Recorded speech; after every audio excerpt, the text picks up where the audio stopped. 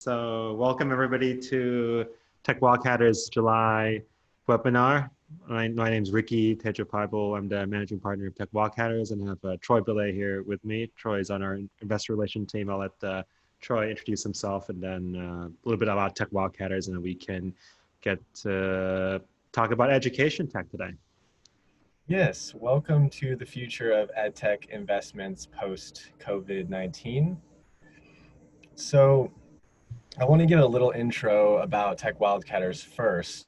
Tech Wildcatters is an accelerator and venture capital fund. We focus on early stage tech investments. So we're usually the first institutional investor, and we have a little bit different model. So we have a milestone-based program that allows us to help founders get traction early on. And through these milestone-based steps, we're able to issue funds to these startups as investment capital and get them using capital in an efficient way, because as you raise capital from outside investors and other VCs, that's what they're really looking for, is the potential to efficiently use capital to scale, not just for operating. And we focus on software, 2/3 B2B, 1/3 B2C. So if anyone's knows founders, we love recommendations. We get a lot of applicants and we try to run the program once a year. And yeah, we're going to get started talking about tech investments. Ricky, as you mentioned, is the managing partner. He has a lot of experience in angel investing and managing Tech Wildcatters, but also on the corporate side, especially in finance.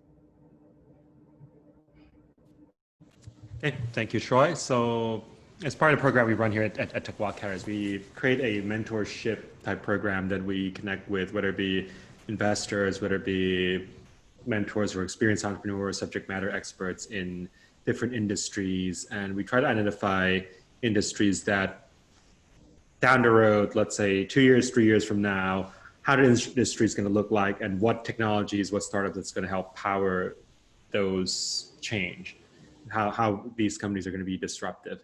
And we look at across many different sectors, educate the sectors that we've always been interested in. And in 2020, it's impossible to not factor in what's going on in the world right now and how is it changing, how is it accelerating technology and change.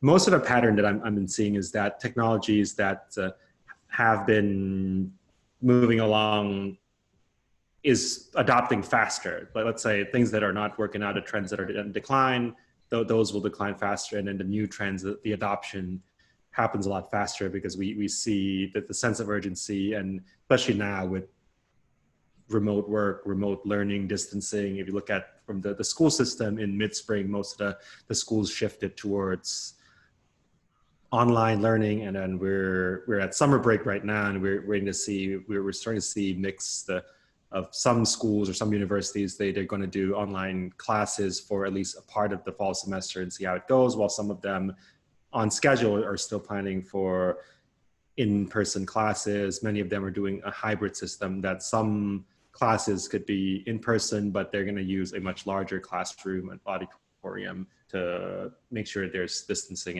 and seats in between. So I'd like to welcome Melvin here Hey Melvin, how's it going down in Austin? Hey, doing pretty good. Sorry, I had a little bit of internet trouble, but finally was able to get on. Yeah, no problem. Things are going well down here, trying to stay cool, getting used to the triple-digit temperatures, but we're making it. Yeah, it's and for the audience that's from different parts of the world, it is pretty hot here in Texas in the summer. That we've been having the last few weeks now above 100 degrees Fahrenheit during the day. So it's Texas heat summer, and then we try to stay indoors where it's cooler. But yeah, so Upswing, Melvin came through our Tech Wildcatters program in 2014, focused on the education tech space. I'll let Melvin introduce himself and also give a background of what motivated you to start Upswing, what does Upswing do, what's the problem solving, and then we'll get into the discussion. Sure, yeah, that sounds great. So my name is Melvin Hines. I'm a co-founder and CEO of Upswing. we work with colleges and universities to help improve the completion rates and graduation rates specifically of their online students and their non-traditional students. Our entire focus is trying to give those students access to critical campus resources that they don't otherwise have, things like advisors, tutors, counselors, basically in place where the students can access them easily and effectively.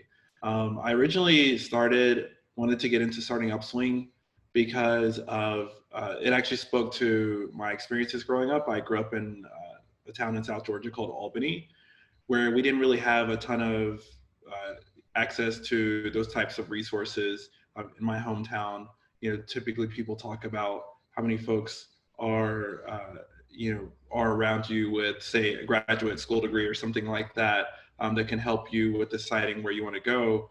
But in my hometown of Albany, most people that graduated they didn't even have a college degree. So when you were thinking about trying to look for people who can help mentor you with things like financial aid, access to the right schools, getting even recommendations and things like that, it was really difficult. And so what I wanted to do was, with Upswing, give folks from communities like mine the opportunity to be able to have greater chances and opportunities to expand their opportunities, create greater livelihoods for their families. And we've been able to do that so far. We've been in operation for about 6 years now.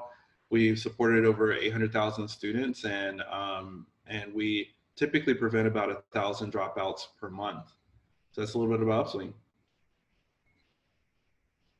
Yes, thank you for the intro. And Upswing's been getting a lot of traction from university students in terms of retention, and also backing from some big name investors. I heard Bill and Melinda Gates Foundation is one of the backers as well. So that's a big deal, very recognizable name.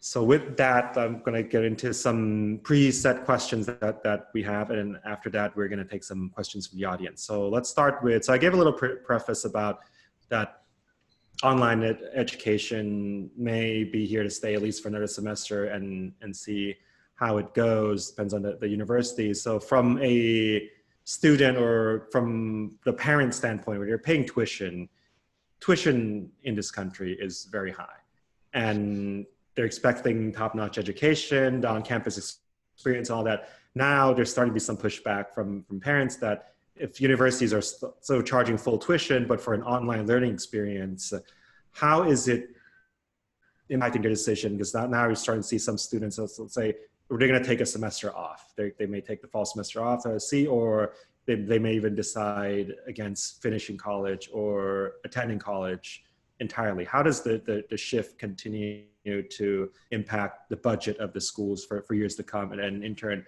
how does that impact EdTech investors? Yeah, so I can certainly kind of talk about it from the perspective of what we've been seeing. That's actually been, funnily enough, what we've been saying for years, even prior to COVID taking place. We were saying, hey, look, there are college students who are on your campus, and they're a growing percentage of your total student body that are struggling with getting quality access to your campus resources. And as a result, they're dropping out at higher rates. They're beginning to say, the funding isn't worth it, those sorts of things, and beginning to look at other opportunities. But when they drop out, they end up, unfortunately, having the student debt that they've already incurred. So that's certainly been something that we've really been trying to push to colleges for years.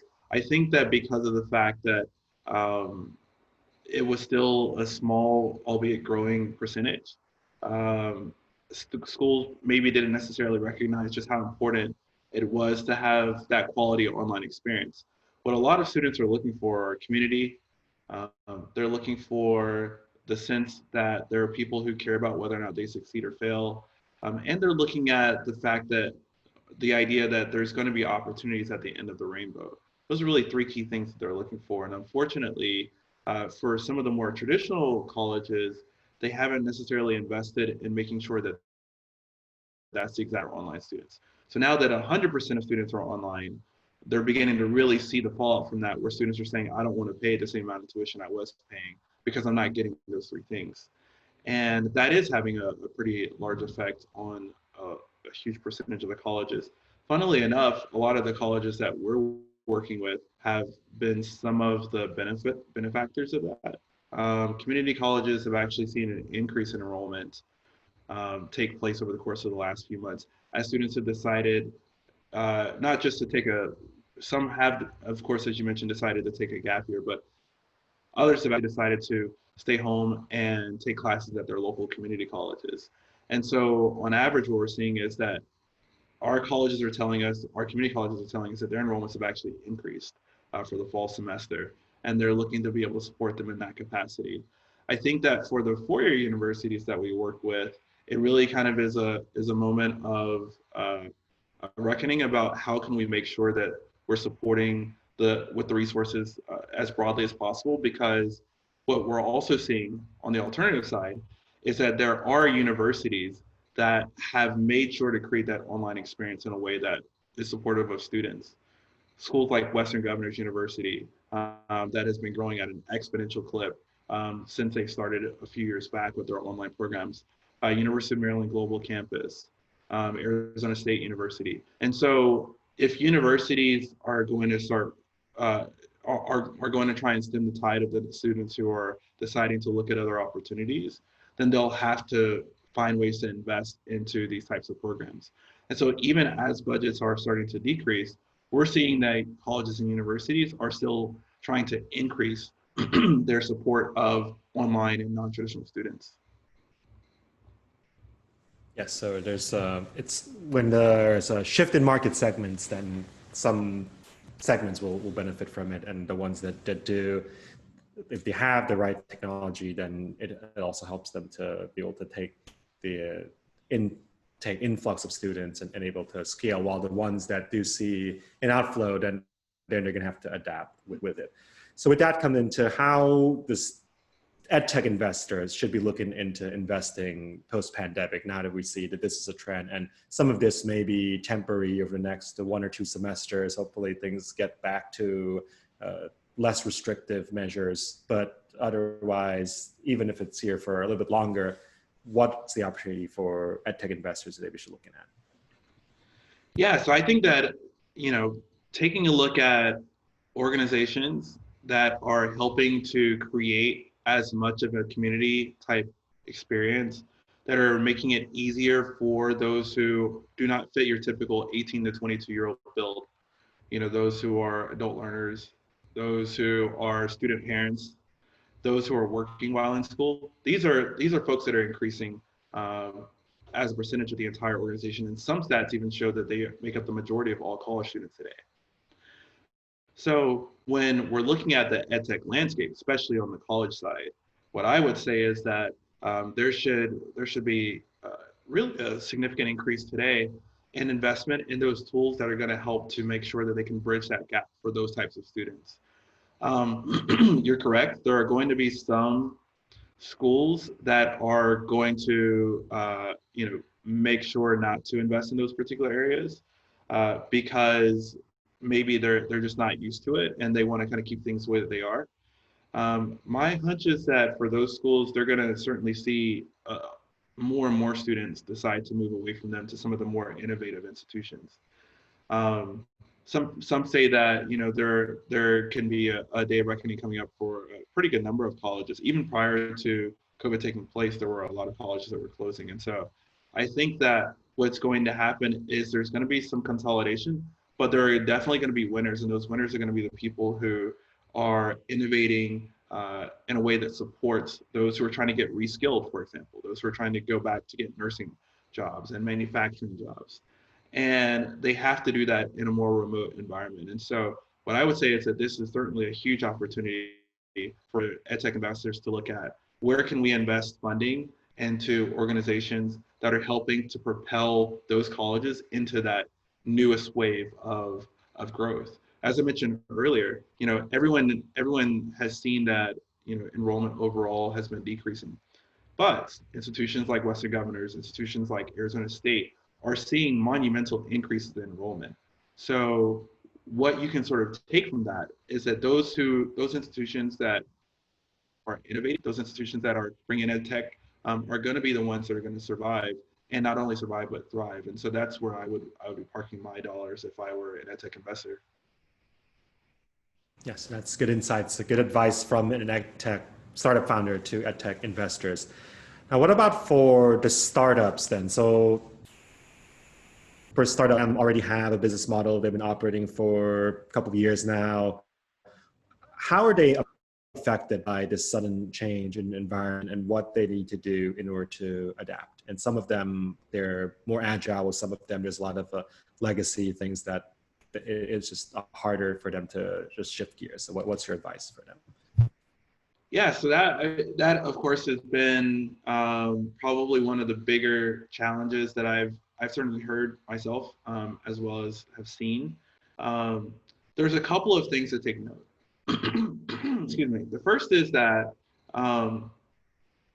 the way that you used to be able to get in front of your customers was, you would set up a phone call. Perhaps you would even be able to visit those particular institutions, and because of, higher ed is certainly one where relationships matter. We were seeing you would turn out to see traction in those sort of ways. And unfortunately, what's taking place now is that with COVID and schools being closed, and even schools who are open not wanting to just take visitors, you're going to see, I think, a drying up of your sales funnel if that's the model that you continue to take.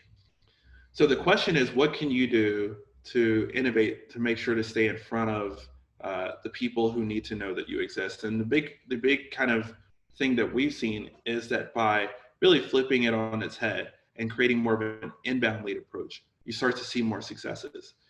So for us, what we started to do was we started hosting a series of webinars, kind of similar to what you're doing here, showcasing what are some of the things that we've seen happen from our student users. What were the biggest issues that they came to us saying that they were having? What were the problems that needed to be solved over the last 3 months? And what can institutions do to make sure that those students don't drop out in the fall semester? Those webinars have brought in more people than we pretty much ever see. And in terms of having eyeballs kind of glued to us, typically we'll conduct the webinar. There'll maybe be perhaps 30 or 40 people there live. Our last few webinars have had over 300 people live, wanting to get as much information as possible. And so that's the first thing that I would say for EdTech entrepreneurs, is to make sure that you're thinking about how can you take the data that you're getting, the experiences that you're having, and putting it in a way where it relates to what the institutions are dealing with today, and put it out there so that they can come in and tell you what they need. The second is that in times like this, it becomes less about the technology and actually becomes more about the consultative aspect. Institutions are nervous right now. They're scared. They're losing funding left and right, not just from students dropping out or deciding to take a gap year, but even for students who are staying in but are actually taking remote courses. These institutions are losing funding from, for example, housing. That's a big area that a lot of institutions were getting money from. Food services, lack of sports. So what they're trying to understand is, in this evolving landscape, what are some of the things that we can do to help make sure that we're staying not only alive, but can maybe even take advantage of where we are today. My suggestion for EdTech startups is that this is a good opportunity for you to really kind of put on your hat. What they're looking for isn't just another technology program to plug and play. There's tons of people who are going out selling technology. What they're looking for are people who can help them navigate these difficult waters, tell them things that they don't know, and help them to understand how to get to the other side. And excuse me, sorry, my allergies have been getting me, but believe me, it's not COVID. But what we've been sort of saying from our side is that for the institutions that we're working with, by showcasing to them the data that we're noticing, as well as sharing with them some of the impacts that we've been able to see on their student body and how we can impact future student bodies, we've really been able to help move that needle for them. And that has been something they've been willing to pay for as well. So really thinking about how to get more on a consultative side is really important. Yeah, it's about understand your customers, what they need. And it's not only the technology, because technology, many companies can try to replicate, but it's about the experience to really understand who or is this product working towards it. And a lot of times it's also a multi-sided market, whether it be the institutions themselves, whether it be the students, the parents, and it's about having that experience all tied in. Mhm. So let's shift gears towards, so with many of the startup founders listening here, having the right investors that also understands your vision, and especially now with the shift, the change, that this is where you see the market going, but you also need your investors to understand, whether it be with the existing funding that they have and also with additional funding that's going to help drive the next growth phase. What would be the ideal investors that you would be looking for, or you would recommend the startup investors in EdTech look for? Yeah, good question. So I think that there's definitely been a lot of changes that have taken place since we started Upswing. Even though that was not even really all that long ago, we've certainly seen a lot of changes. I think the biggest change that I've seen has been a movement of people who have very strong domain expertise, but perhaps not very strong, say, historical investing expertise, wanting to get into impact investing. Um, we've seen colleges and universities decide to start funds. We've seen foundations who have a vested interest in seeing a high percentage of folks with credentials, say by 2025, also get into investing in the startups. And the benefit of all that is that they're really kind of in it for the long haul as well. They're really trying to look for not just, are you creating a really cool product that's scalable, but they're also saying, can you show me that you're having an impact? I think that if you are a startup founder and you are trying to do something within EdTech that's going to have a meaningful impact, there's of entrants that have been coming into the space that you should certainly look at. Um, you know, certain people who maybe you wouldn't have even thought of before. Foundations, for example. Some of the people that have invested in the Upswing are the Lumina Foundation, who actually has that demonstrated goal of 60% of adults having credentials by 2025. And so they're investing in the companies that are helping to move that needle. Strata Education Foundation is also very vested in trying to make sure that there are jobs, good, strong jobs for folks in the next phase of the United States career, especially as things get more and more automated. The Bill and Melinda Gates Foundation, as you mentioned, who are really looking to help support low-income minorities and first-generation students. We most recently started working with the ECMC Foundation, who has a focus on trying to also increase specifically non-traditional students' access to good paying careers and jobs. So there are people who are saying, hey, look, if we want to move the needle on here quickly, we should probably look at startups as a way of being able to do that. And as a startup founder, I would certainly recommend that there are people that they look at. Now, of course, you want to make sure that you can be able to demonstrate that impact. That's really important because they're going to be looking at you and saying, show me the numbers, essentially. And if you can't read numbers, then they're not going to be all that interested. So those are some of the folks that I would think about. Yes, because when investors look at it from an impact, they're looking the numbers from twofold. So of course the return, the profitability, how your company is going to grow and generate profits, the other thing. But some of these investors also look at, so how many students is this impacting? What's the ROI in terms of the social aspect or whatever their mission is?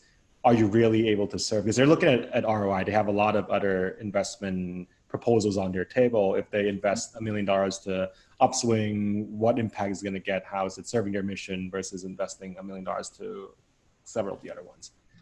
Exactly, yeah. And then, typically what will happen in that case is that we'll sign, for example, a side letter that will actually say that our focus is going to be on this particular set of students, for example, that's our mission. We're not going to diverge from that mission. or we'll actually give the money back. And so you really have to be committed to that focus. And every quarter, we're actually sending out impact reports to our investors to let them know, hey, this is how many students we've impacted. This is what we've been able to do so far, from specifically that impact side, not just from the ROI side. And so there is a little bit more work that kind of goes into that, but what you end up getting, I think, in return is a huge amount of access to resources, people who are thinking about it in the same critical way that you are, folks who are wanting to make sure that we all figure out a way to help solve this education question, not just think about how to, say, jump ship from education when things like COVID, for example, take place. It's pretty insightful. For the audience, if you have any questions, we're taking questions, so feel free to, at the bottom bar, there's a Q&A feature. So please type in your questions and we're gonna field some of those questions in. Got a question here saying that a lot of small businesses, startups are struggling because of COVID. How has that impacted Upswing directly? So because that is a good question, there are a lot of businesses that have certainly been impacted by COVID. I think that we've been fortunate in the sense that we've been really trying to focus on online students, and by focusing on online students, even prior to COVID, we kind of, I think, set ourselves up in a way where we can benefit a lot of institutions that are trying to move closer towards the model of the Western Arizona State. We can help them with bringing their advisors online, counselors, tutors. And so that's really kind of helped in that regard. But, there were definitely some pretty, I think, challenging times even with that regard. We had a couple of, we subleased out portions of our office because we wanted to, have an office that we could grow into. And some of those folks ended up kind of abandoning their lease agreement because of the fact that they have gone into tough times, which of course is increasing our costs. We had a lot of institutions want to purchase, for example, additional tutoring hours from us, which was great, but they couldn't pay us until much later on because this was an unexpected expense. So we ended up having a lot of upfront costs that we had to figure out how to support as well. So we definitely were really trying to think about how to manage cash flow in a very concerted way.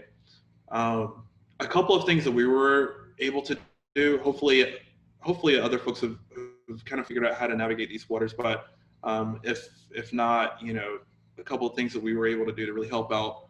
One was we actually went to our landlord and just sort of said, hey, look, this is kind of the situation that things are in right now. Wrote up a letter that talked about, where we were, some of the things that we thought that we could be able to do in the future. For example, if we get a little bit of a reprieve, we were able to get about a 3-month reprieve from that support there. We also did apply for the Paycheck Protection Program that helped us during that time period while the funds were starting to get a little bit low. That helped us to be able to navigate those waters as well, and really helped to kind of move things along. Those were a couple of things that we were able to do to really, I think, keep things moving. What I would also say is that the push towards moving towards the consulting aspect helped a lot because schools were not ready to make, some schools were ready to make tech purchases immediately. Other schools were not really ready to make those tech purchases.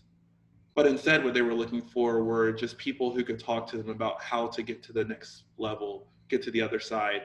And so we started putting on that hat. We do this every day. And so by doing that, we were able to really maneuver towards being more of consultants for those institutions. That really helped us as well. So really thinking about how to diversify your business model at this point in time is really important as well. Okay, got a question that's, this one is from Andrew from the audience, is asking about in the K-12 segment, saying that public schools in the bigger cities, it's still a product, that's something that they have to be offer. What scopes are they that's alternative to K-12 education if systems are still not able to get back in session? That's a good question. You know, although we've specifically targeted colleges and universities for the most part, I would say probably about 40 to 50,000 of our students are actually in K-12.